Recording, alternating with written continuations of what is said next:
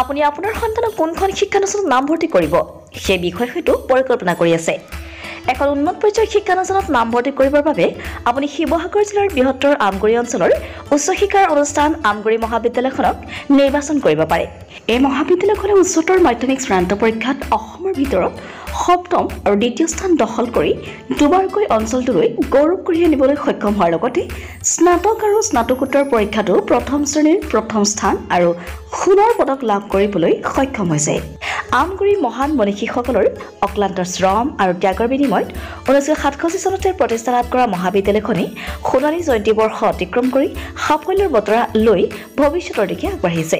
পঢ়া শুনাৰ ক্ষেত্ৰত কিছু পৰিমাণে দুৰ্বল ছাত্ৰ ছাত্ৰীৰ বাবে বিশেষ শ্ৰেণীৰ ব্যৱস্থা তথা বৃত্তিমুখী পাঠ্যক্ৰমৰ অন্তৰ্ভুক্তি, ল'ৰা আৰু ছোৱালীক পৃথক পৃথক NCCৰ সুবিধা মহাবিদ্যালয়খনৰ ইতিবাচক দিশ।